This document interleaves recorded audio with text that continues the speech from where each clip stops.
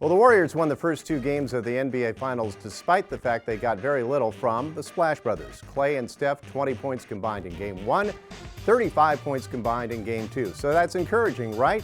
They weren't getting their big weapons going, and they won easily. Well, Game 3, that script was flipped because they still didn't get much contribution from their star players, and they lost big. What happened? Well, one of the big differences between Game 3 and the first two games was defense. The Warriors held the Cavaliers to 38 and 35% shooting in the first two games. The Cavaliers got going in Game 3. So the Warriors are taking the ball out of the basket more. Fewer transition baskets, fewer runouts for the Warriors, fewer easy baskets, more half-court sets. That plays into what the Cavaliers like to do with Steph and Clay. They were trapping them out high. Anytime they were trying to move without the ball, they're bumping, they're jostling, they're grinding, they're doing whatever they have to do. They get physical. That's the book against Steph, especially.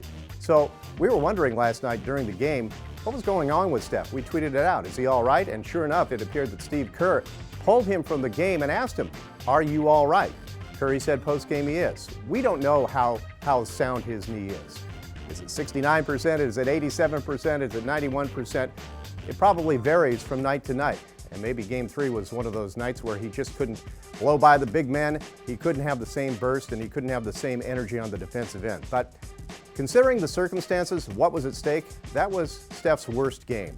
He had more fouls than points in the first half.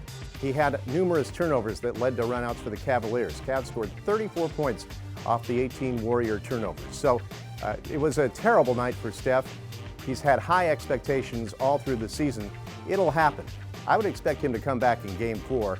And Michael Thompson, Klay Thompson's dad, says what you do, if they're taking away your space, you get to the basket. That's one of the things you do, but it all starts with defense. If they're playing good on the defensive end, everything flows from that. Their confidence flows from that. And I would expect a better effort in Game 4.